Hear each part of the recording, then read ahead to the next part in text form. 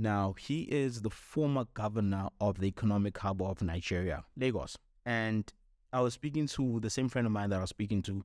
I asked him about President Tinubu, and he said to me that he's almost like the godfather of Nigerian politics.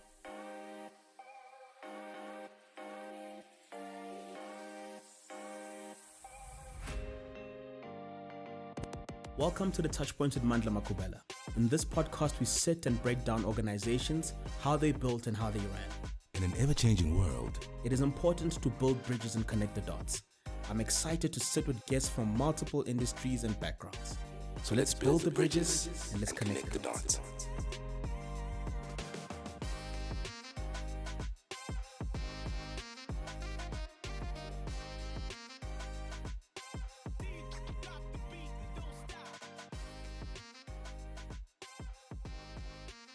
Afternoon, good morning, good evening, ladies and gentlemen. All of those beautiful sayings depending which part of the world that you are in. I hope that you've had a wonderful week. I hope that you've had a wonderful day depending on when you listen to this. And I hope that the start of 2023 has been good for you. We are in the third month. Time is moving very fast. I was speaking to my partner the other day. I was like, oh my God, we're nearly halfway through March. And then it's April and then it's May. So I hope that you are holding yourself accountable as a person. All your goals that you wanted to achieve, you've written them down. And as you move on throughout the year, you are ticking them off. But without making too much noise, welcome to the Touch Points.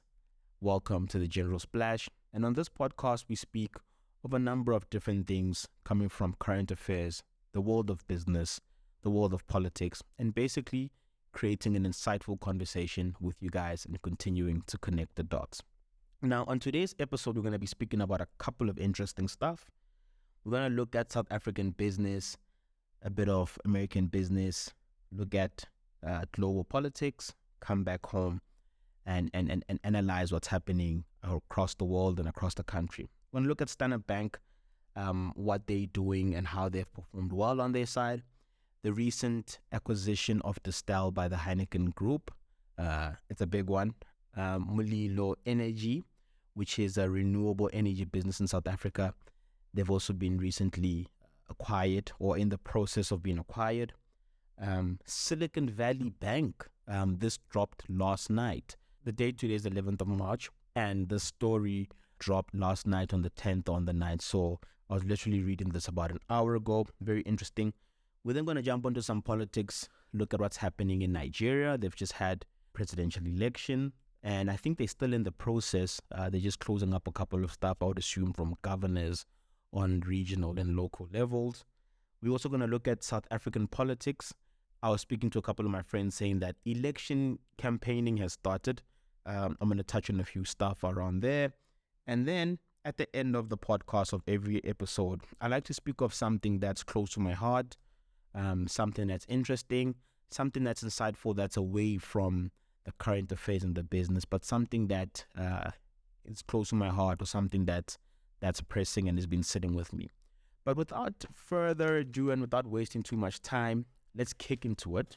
Now, Standard Bank has reported a record high profit for the year end of December 2022. So the headline that I saw was that Standard Bank breaks profit records. And I was very interested to read that because it's a brand that I follow. And in essence, what's happened is that Standard Bank is well on its way for achieving their 2025 objective and vision. Now, we need to speak a bit about what is their 2025 vision. I think on the previous episode I spoke about, I was at a conference and the CEO of Standard Bank, Sim Shabalala, was there. And he spoke about them wanting to create a platform business by the year 2025. And in essence, the example that he made, if I remember correctly, was that as a businessman or a businesswoman, what they want is that within your business, they need you to be integrated into the Standard Bank ecosystem throughout their products. So for example, you run a business, you need capital to manage your cash flow. You go through the platform and you get that capital. You need to insure a new machinery as an asset on your balance sheet. You go insure with the Standard Bank Insurance. you need to get some financial awareness, some financial education to diversify your portfolio. You do it through the business. You want to expand into other African markets through either the subsidiary, Standard Bank, in Mozambique, in Ghana, in Nigeria. You go through the platform. And in essence, it's about how do you build this integrated platform where you, as an individual, as a business, you can benefit from a platform and from an ecosystem of already existing products. Now, in them seeing such high profits within the year 2022, they have attributed that growth into a number of subsidiaries, a number of business segments within their portfolio. So the corporate business, the business lending business, the vehicle financing business, and the asset finance business within their portfolio. And really, for them, they are pinpointing the growth within the year 2022 coming from these particular portfolios within their business. Now, I think you also have to mention, because when I was reading this article and analyzing it, one of the things that they say is that Standard Bank basically took an approach of saying that they are going to increase their lending capabilities within the market. And with that being said, between November 2021 and now, we have seen an increase in our interest rates in South Africa by 375 basis points, I think.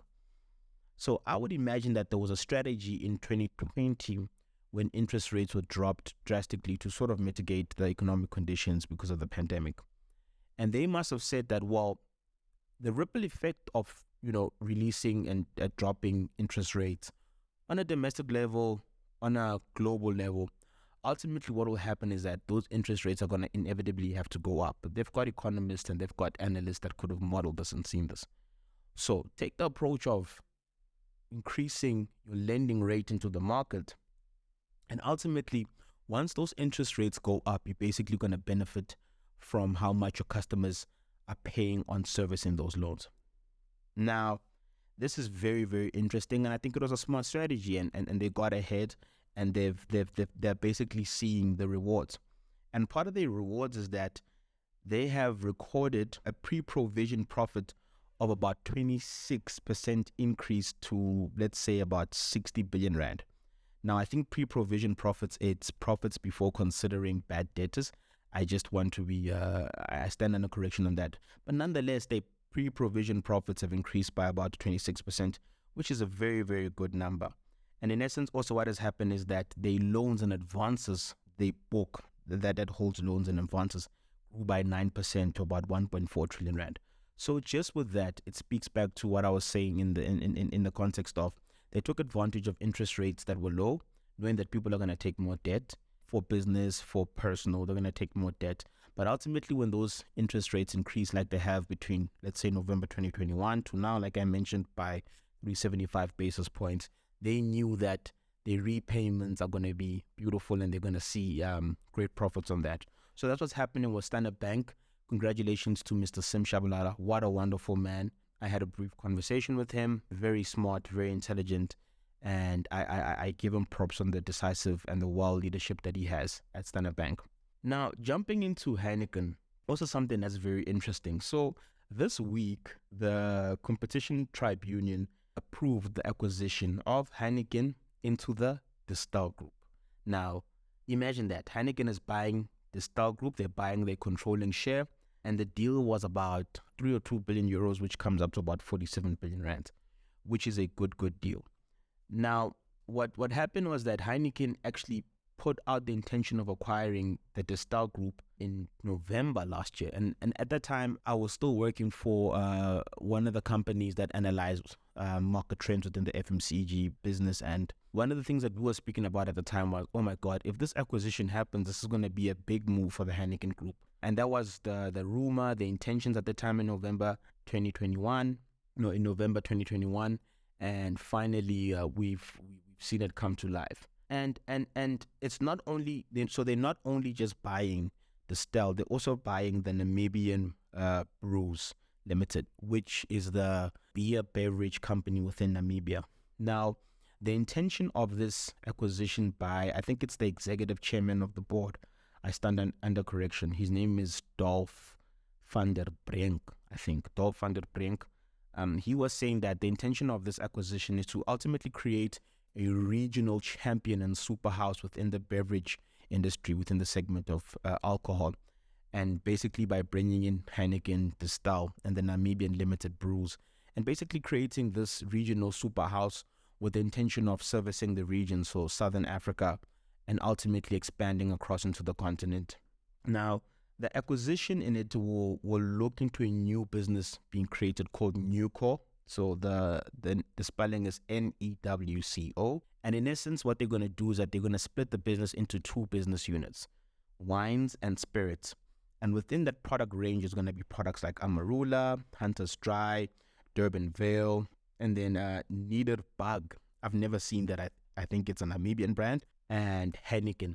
And you can imagine how big that product portfolio is. But Heineken is investing into this new business, Newco, and they will come out holding about 65% of the controlling stake. I tried to speak to some of my people that worked on this deal, and I was trying to understand who are the other partners in the deal, but I couldn't get the tea, so I can't share that. And also, I don't know if I want to leak stuff like that because there's consequences of that. But it's reported that Heineken would have a controlling stake of about 65%. So big deal that's happening within the beverage segment. The Competition Tribunal gave it a thumbs up. I wonder what's happening at the AB and Bev SAB offices. They've taken an approach of being more innovative in their products. Got a couple of friends that work there, and I look at the business very carefully. They've taken a more innovative approach in product design, and yeah, I wonder how market share is going to look like from here on. So yeah, man, it's interesting news, and that's what's happening with Heineken and Distell. Now, coming into the energy sector, the renewable energy sector within South Africa, a company called Mulilo Energy is being acquired by a company called Copenhagen Infrastructure Partner. And I think it's a Danish business. I think it's a Danish business. I should have wrote that down, but I think it's a Danish business. But ultimately, the chairman and co-founder of Mulilo Energy said that what this acquisition will do is bring more financial backing into Mulilo as a business and bring more tools and infrastructure so they can really take advantage and competitive advantage of the current conditions within the energy sector within South Africa. Now, we all are affected by load shedding and how bad that has been over the past couple of months. I don't even want to speak about business owners. I think every time I meet a business owner, I always ask, have you guys found a solution around load shedding? And I'm happy that the answer that I get is no, we found a solution around load shedding, just to off topic a bit. So I'm happy that every time I speak to business owners, they're like, no, we found a way to work around it. We found a way to work around it. So that's very encouraging for me. But with that being said, a significant number of power stations and coal plants within South Africa are due for repairs. Some of them need to be phased out. And Eskom controls about 90% of our energy, I believe. And you can see the significance of having a business like Mulilo in the market, but them also ultimately requiring and needing a bigger partner to come in and play the game for them. And in essence, support their ventures and support what they're trying to create. Because Mulilo has about 8% of the market within the renewable energy sector, and that's a significant market piece, and they've delivered about 440 megawatts. I don't know within which period, but I think in overall, they've delivered about 440 megawatts, and they have about 8% of the renewable energy segment. So you can see that this $20 billion deal will help in improving the conditions and creating more capacity and creating more energy capacity that the country desperately needs. My father just recently invested in solar power within his house, and the cost on that was very, very scary. So I can only imagine the need that we have for bigger energy players within the renewable space, so we can try help bring more energy generation within the grid, so we can get on to building our economy and striving again. So that's what's happening with Mulilo acquisition on the South African renewable energy side. Now, something interesting happened last night, and I didn't see it until this morning. It was around the Silicon Valley Bank, SVB. Now, the Silicon Valley Bank, which is based in California, its shares dropped by about 60%, I think this week, whenever this panic started. And this is due to a panic where now depositors are trying to withdraw money from the bank, and ultimately that can crash and crumble a bank. Now, why this is important is because SVB has contributed to 50% of the tech startups and tech businesses within the USA from a venture capital point of view. So whether it's from helping them raising seed funding, raising funding, or just genuinely increasing cash flow and increasing capital within their business, 50% of tech businesses in America have benefited from this. Businesses like Pinterest and businesses like Shopify. Now, again, this is important because the United States is the biggest economy in the world, contributing $25 trillion to our $100 trillion global economy. So let's say about 25% of the global GDP belongs to the American industry. And American economy. The tech industry is a big booster within the US economy. And what we've seen over the years is that certain benefits have rippled across into other countries across the world, into Europe, into Latin America, and so on and so on and so on. So this is a big blow from my perspective for the world. Now, the problem is that apparently the parent group, SVB Financial Group, they tried to raise about $25 billion.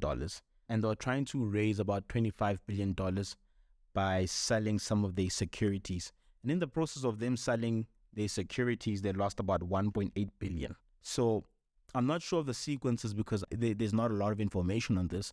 But in the process of them selling some of their securities, I would assume some of the shares within the bank, they lost about 1.8 trillion because they sold them at a loss. Now, this created a panic within the market and people started saying, okay, fine, we're going to withdraw money from the bank. And ultimately, this crash is happening in front of us. And we got to ask ourselves, why is this happening? What's the greater problem in this? What's the macro problem and what's the root problem within SVB? And what we do see is that there's deteriorating conditions within the tech sector. An interview that I was watching, one of the analysts was saying that genuinely the tech sector right now is not in the best position. Interest rates globally have increased. I mean, the American economy is projected to just grow by 1.5%, I think. I said in the previous episode, the American economy is projected to grow about 1.5% and a potential recession. So you can imagine what's happening on the interest rate level in the States. And also, again, a weakening appetite for the tech sector. And the truth about it is that, the tech sector has had a good 10 years, 10 to 20 years from Facebook to Shopify to Uber to other businesses that have benefited from this particular sector. And the past 3 years, the global conditions have not really been nice the past 3 years. So you can almost imagine the ripple effect that it's had on multiple sectors. And I think that the tech sector is just not benefiting from this. And that's why you would see SVB was in the quest of trying to raise capital so they can continue with their mandate to fund more tech businesses from a VC level. Now, the solution that I heard from this one analyst was that they think government intervention might be needed. One of the analysts are trying to compare this crash into the housing crash in 2008. Listen, I'm not sure if you can compare the two. I don't know if the tech sector is that crucial. I'm not sure. I don't know. I haven't seen what breaks down the American GDP. So I would like to think that it's just a matter of time. We might have to see how this plan out, but many analysts and many economists within the state were thinking that government intervention is needed at this level so they can present a proper solution to try mitigate this challenge with SVB. So that's what's happening on a business sense. Standard Bank in our the biggest bank in terms of assets in South Africa is performing well. Energy sector is seeing some investments in it. The alcohol industry, in particular the beverage sector, beers and spirits and wines, Heineken is acquiring Distell. And then now the SVB, Silicon Valley Bank, is not seeing the best of times. That's what's happening on a business level. A nice focus in South Africa. We jump out to the States to analyze what's happening there in the States. Now we're going to move to politics. We're going to just jump out of South Africa and look at what's happening within the global landscape. And recently, Nigeria has had its presidential elections, and President Bola Ahmed Tinubu was declared the new president of Nigeria, taking over his successor, former President Muhammadu Buhari.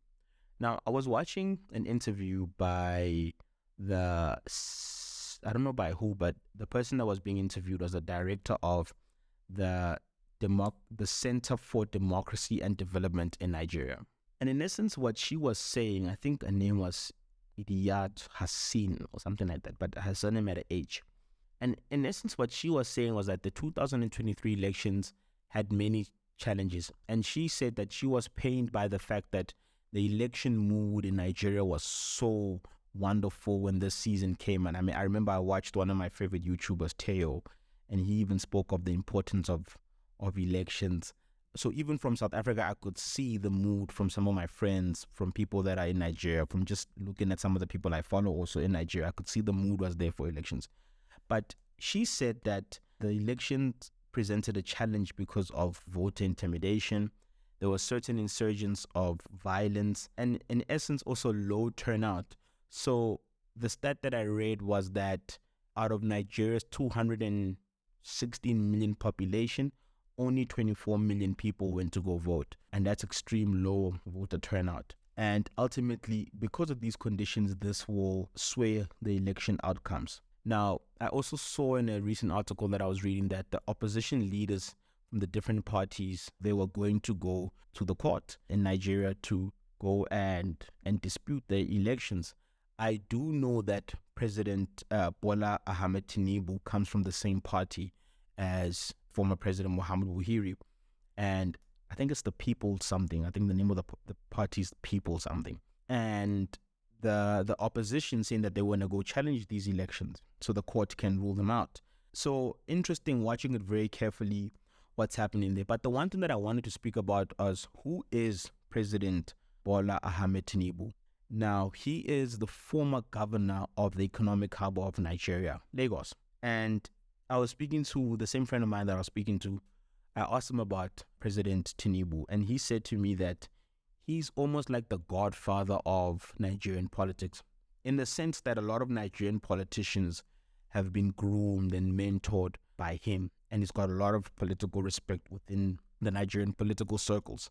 And he's known as the godfather. But also, when he was the governor of Lagos, which is a big economic hub, one of the biggest economic hub, I think Johannesburg, Lagos, and maybe Nairobi and Accra might be, in Cairo, might be the biggest economic hubs in the continent, but I've never researched that, funny enough. President Tinubu has also been given credit for being the person that drove economic development into Lagos in the form of bringing in domestic and foreign direct investment and ultimately making Lagos this economic hub it is. For example, Lagos has got this project called Eco Atlantic, where they are basically extending the geographical size of Lagos by increasing the actual size of Lagos by taking space from the ocean. And this island, you must go Google it. It's called Eco Atlantic. This island is going to be a smart city that's going to attract millions of investments from their vision. But I've seen they've already put up like some buildings, some skyscrapers. So he's been known to be one of the people that have driven the vision of Lagos economic development. And what he's saying is that he wants to continue his predecessor's vision of industrialization, economic development, in agriculture, and basically making Nigeria a powerhouse. And he wants to basically take the business model that he used in Nigeria, in Lagos, and replicate it across all of the other states within Nigeria. So whether it's Abuja, Kano, he ultimately wants to contribute to he wants to take the model that he used in Lagos and replicate it across the rest of the country. And I found that very interesting. Again, why is it important for South Africa, for Africa, is that Nigeria is the biggest country in Africa from a population size. It's one of the biggest economies. And for many years, it's been playing number one, number two, number three with South Africa and Egypt. I think right now it actually is at the number one position, contributing for about $440 billion within their GDP. So their GDP is about $440 billion, 216 million people within their population. And it's a major oil player, you know. So an economy like that being taken from an economic development point of view, it's good for the whole continent. It's definitely good for the region, for ECOWAS, ECOWAS is like SADC to South Africa. So ECOWAS is Ghana, Nigeria, and a bunch of other countries within West Africa. They've got their own thing, which is what we have here in South Africa called SADC. It's definitely good for the region, good for the continent. And yeah, let's see what happens with the opposition's taking the results to court. And let's see how the Nigerian elections pan out.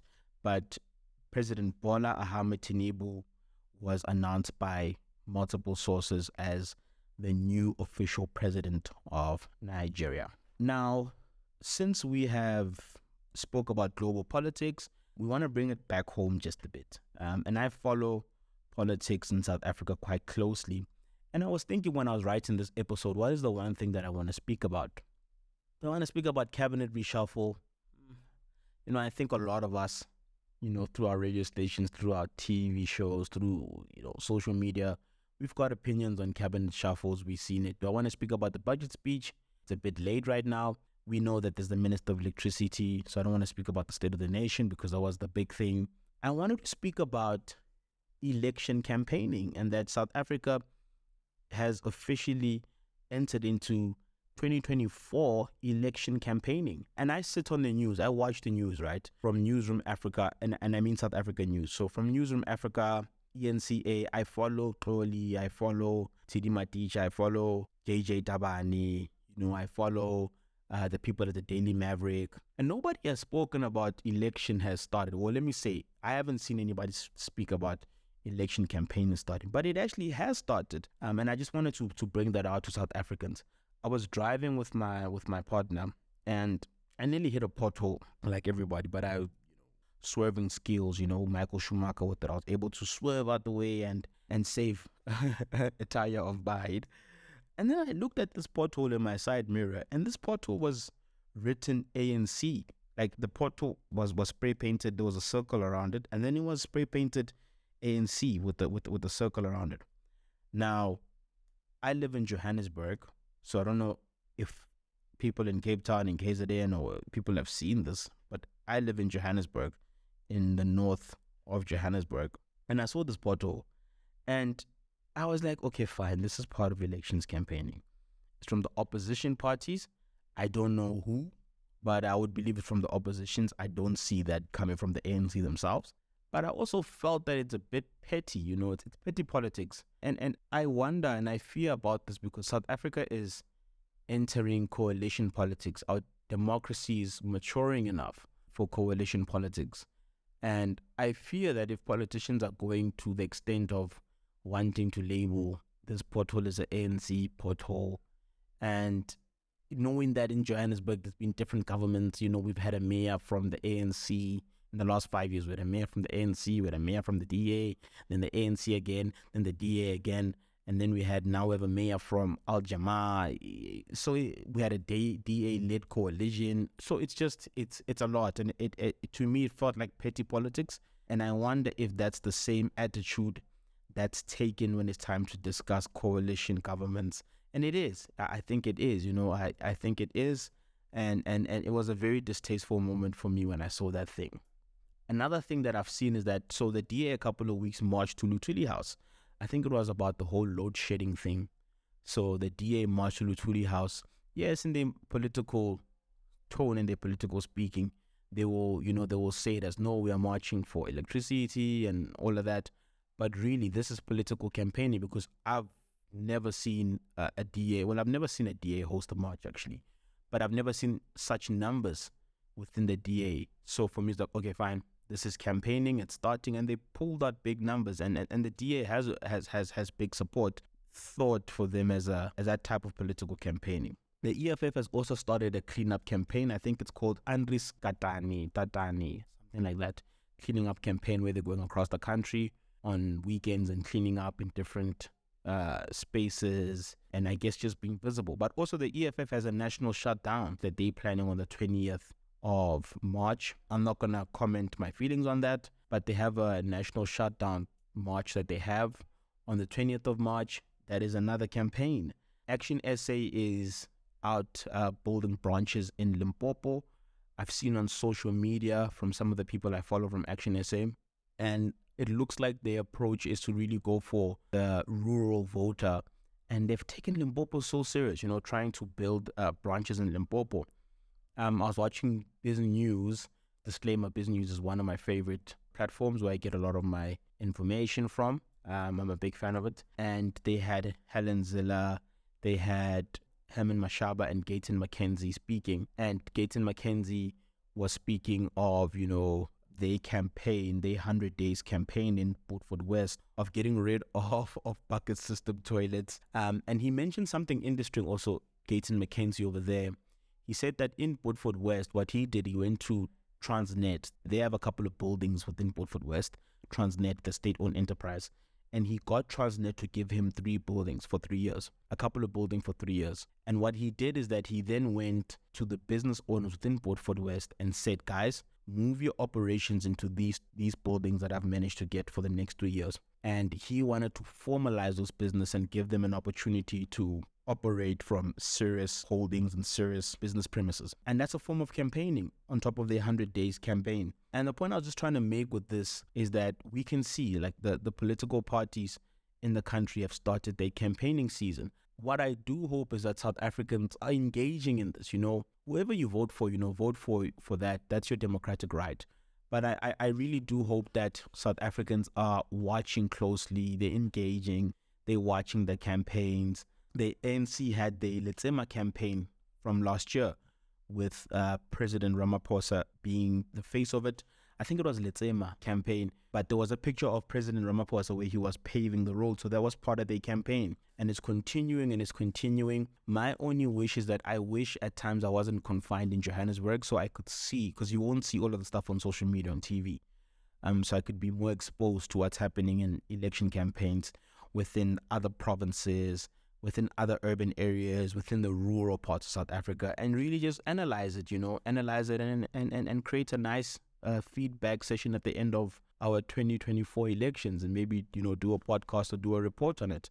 That'd be very, very interesting. Okay, now I'm bringing you guys into my mind. But yes, election campaigning is starting. I hope you're all engaging with it. And I hope that as young South Africans, the one thing that we are doing is speaking to our friends, our colleagues, our counterparts, and encouraging them to get out and vote. Exercise your democratic right.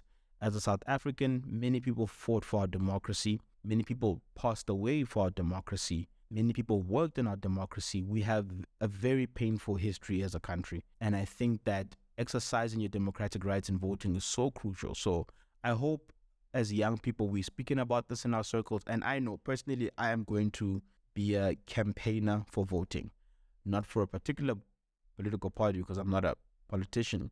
But I am going to campaign, and I'm going to use my voice and my little platform that I have to encourage many young South Africans, in particular young South Africans, to access and use their democratic right and go and vote within the national elections in 2024. So guys, that's what's happening within South African politics. I spoke about what's happening in Nigerian politics, touched on some business, spoke a bit about what's happening in America, spoke a bit about what's happening in South Africa.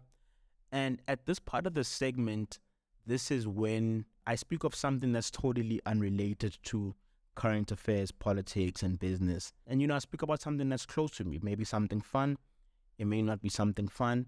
It may be something funny. It may not be something funny. And this week, I really just wanted to give a tribute and a shout out to the late AKA, Keenan Forbes. He passed away a couple of, I think 3 weeks ago, or it actually might just be a month ago actually. But he passed away a couple of weeks ago, and I wanted to just take this moment to firstly give him his flowers, all the things that he's done for the South African music industry and entertainment industry. I believe also for South African tourism. I come from the music industry. I spent the first half of my 20s working within the music industry. And I definitely do believe that the music industry contributes so much to our economy, from a tourism landscape, from just genuinely bringing numbers and bringing eyes on South Africa. And it doesn't get as much credit as it deserves. But with that being said, I wanted to give a big shout out and present my invincible flowers and spirit to Keenan. He's done a lot to the music industry. He's contributed a lot. I extremely appreciate how he integrated the world of a kid who comes from suburbia, South Africa, an English speaking kid in and bringing them closer to a kid who doesn't come from that world, and integrating English and vernacular and making South A in his words. South A. My guy would say South A. And making South A fashionable and commercial in his own way. And I'll give him his props for that, for pushing the boundaries. I remember before I started working in the entertainment industry, he used to advocate for treating South African artists at the same level that you're treating international artists. Now, we are not there, but damn, man, we're sitting at a time where I'm watching people, buy houses, buy apartments in Sandton, penthouses on the tallest building in Sandton. We're watching people feed their families. We're watching people tour the world. Black Coffee just announced that he's gonna do Madison Square Garden. Honestly, I had the money, I would fly out to New York for that in October, because I've been a fan of South African music my whole life. My whole life I've been a fan first. I was blessed to work within the music industry within South Africa. I was blessed to also work with Keenan, work closely to him, and those are my blessings. And I just want to share how much of a great person he was, how much of a workaholic he was, and how much of a pioneer he was, and just give him his flowers. I want to send my love and my condolences to everybody that's close to him, to the Forbes family. I hope God brings you peace. I hope God brings you sanity. I hope he brings you comfort and warmth. I hope you guys in this time you find each other and love each other. I can't imagine how it's like to lose a child, so my condolences to Tony and Lynn. Cairo, I pray blessings over your life, and I pray that you are able to find peace. And I don't know how, because she's so young, but I pray God comforts you. To the people that worked with Keenan, who I worked with, gents, I've said this to you guys on the phone, so I pray and I hope that you guys find peace and you heal from this traumatic experience. And yeah, let's celebrate him. Let's celebrate his music. And yeah, just give our respects to the icon and the legend that he was. And yes, guys, that's the episode of the Touch Points today. I am happy to have spent this time with you guys. I hope you are blessed. I hope you are finding happiness in whatever you're pursuing, whatever you're doing. I hope you find love.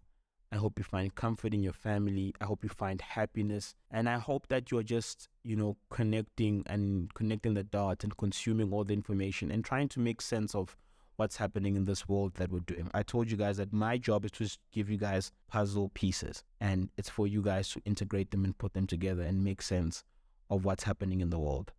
I pray blessings over your life, and thank you for tuning in. I appreciate each and everybody that listened and spent their time with me, and I wish you all the best of luck in your ventures, in your dreams. Until we meet again, peace.